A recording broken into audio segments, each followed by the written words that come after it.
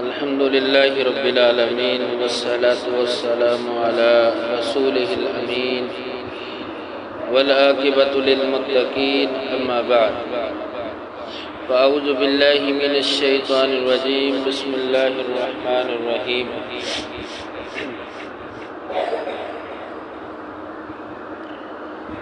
شرک کی مذمت پر آپ کے سامنے رب العالمین کے فرامین میں نے رکھے قرآنی آیات بیان کی،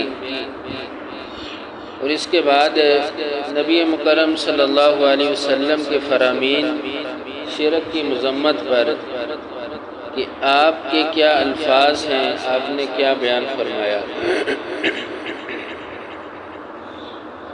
رسول اکرم صلی اللہ علیہ وسلم نے سیدنا معاذ بن جبل رضی اللہ تعالیٰ عنہ کو 10 نصیحتیں فرمائی۔ مسند احمد کی حدیث ہے، اور ان 10 نصیحتوں میں سے جو سرفہرست بات تھی، سب سے پہلی بات تھی، وہ سیدنا معاذ رضی اللہ تعالیٰ عنہ کو آپ صلی اللہ علیہ وسلم نے فرمایا کہ اے معاذ، لا تشرک باللہ شیئا، کہ اللہ کے ساتھ کسی کو شریک نہ ٹھہرانا، اللہ کے ساتھ شرک نہ کرنا۔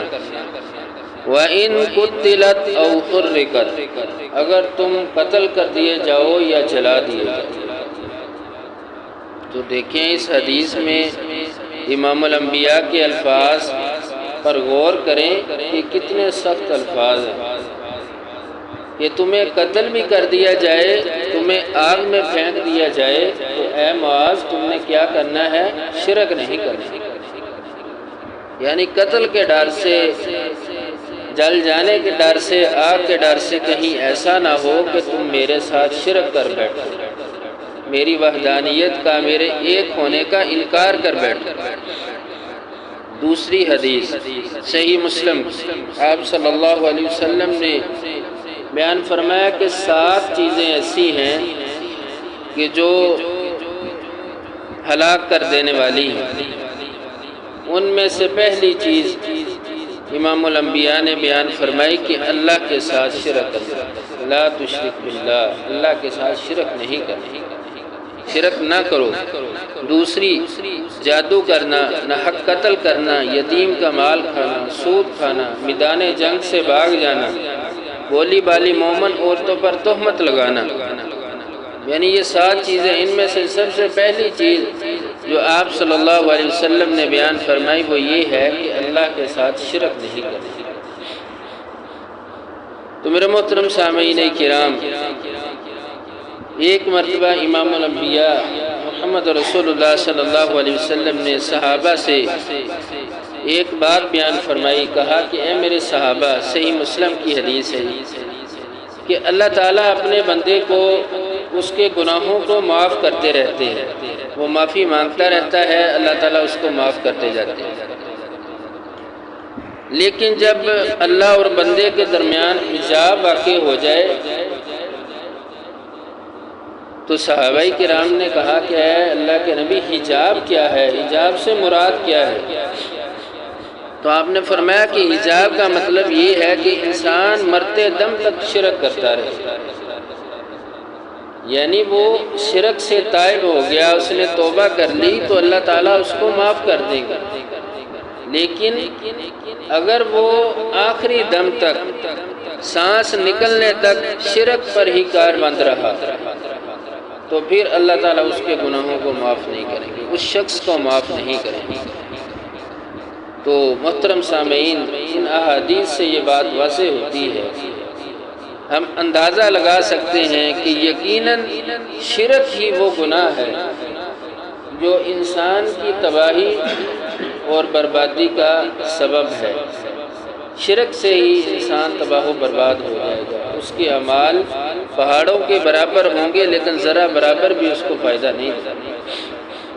یہاں تک کہ ایسی مثالیں قرآن نے بیان فرمائی ہیں۔ سیدنا ابراہیم علیہ السلام اللہ کے خلیل تھے، رب العالمین نے قرآن میں خلیل اللہ کہا ہے، اللہ کے دوست، اور سیدنا ابراہیم علیہ السلام اولو العزم پیغمبروں میں سے ہیں۔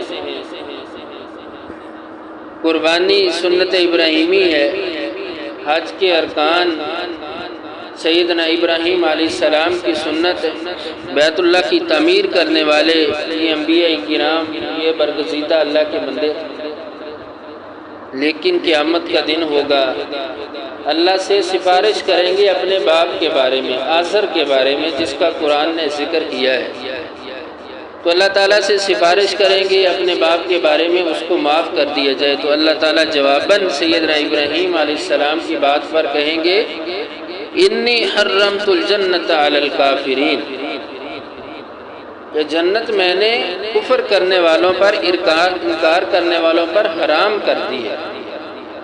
یعنی سیدنا ابراہیم علیہ السلام کی سفارش کو اللہ تعالیٰ رد کر دیں گے، یہ کہہ کر کہ جو شخص کفر کرتا ہے، یعنی اللہ کی وحدانیت کا، اللہ کے ایک ہونے کا انکار کر بیٹھتا ہے، اس کے لیے یہ نہیں ہے کہ وہ زبان سے ہی انکار کرے کہ اللہ ایک نہیں ہے، میں اللہ کو نہیں مانتا، بلکہ وہ اللہ کی ذات کے ساتھ کسی دوسرے کو، کسی غیر اللہ کو شریک بنا دیتا ہے، اپنی بدنی مالی عبادات اللہ کے ساتھ دوسرے کے لیے مخصوص کر دیتا ہے۔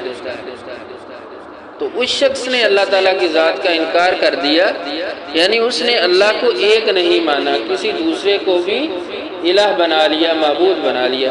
تو آزر سیدنا ابراہیم علیہ السلام کا باپ بت پرست تھا، بت بناتا تھا، یعنی اللہ کے ساتھ وہ ایسے معبود بناتا تھا۔ تو اللہ تعالیٰ ایسے لوگوں کے بارے میں فرمائیں گے کہ ان پر جنت حرام ہے۔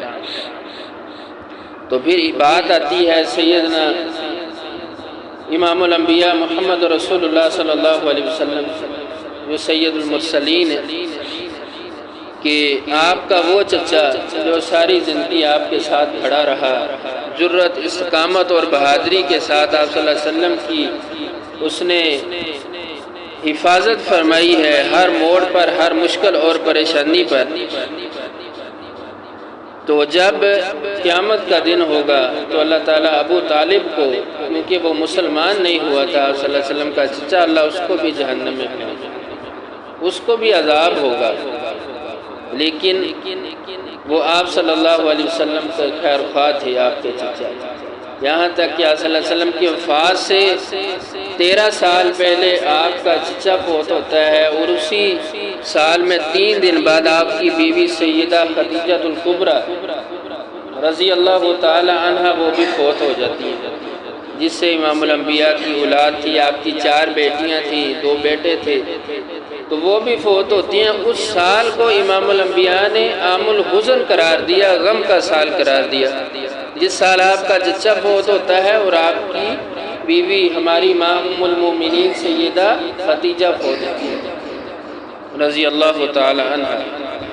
تو بے شک آپ کے چچا نے ہر مشکل اور پریشانی میں امام الانبیاء کے ساتھ کھڑے رہے، آپ کی مدد کی ہے، یہاں تک کہ قریش کے بڑے بڑے سردار ابو جہل جیسے، انہوں نے آپ صلی اللہ علیہ وسلم کو نعوذ باللہ قتل کرنے کی دھمکیاں دی، تو اس وقت بھی سیسہ پلائی دیوار بن کر آپ صلی اللہ علیہ وسلم کے سامنے کھڑے تھے۔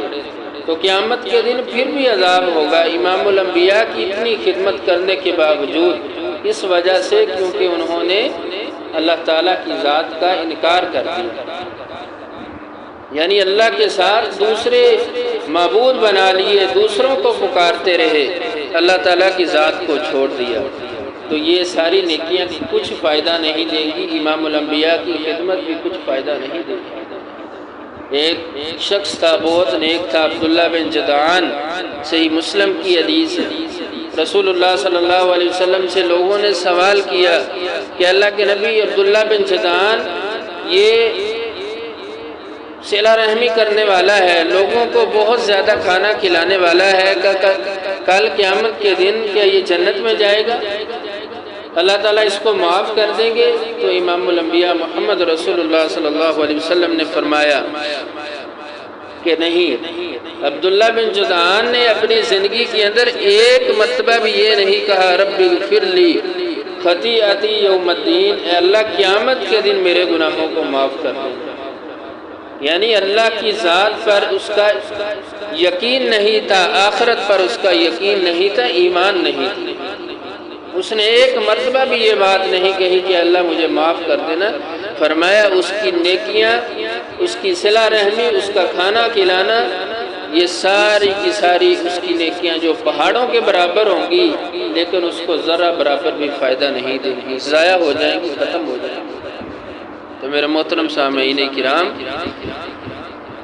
آیات قرآنیہ سے اور فرمودات نبوی صلی اللہ علیہ وسلم سے یہ بات اچھی طرح واضح ہوتی ہے کہ وہ بندہ جس کے اعمال میں شرک ہے، اس کے اعمال ضائع ہیں، وہ بندہ تباہ و برباد ہو جائے گا، ہلاک ہو جائے گا۔ تو اس لیے عقیدہ توحید کو اپنانا ہے، اللہ تعالیٰ کی ذات کو ایک ماننا ہے، ہر طرح کی عبادت اللہ تعالیٰ کی ذات کے لیے کرنی ہے۔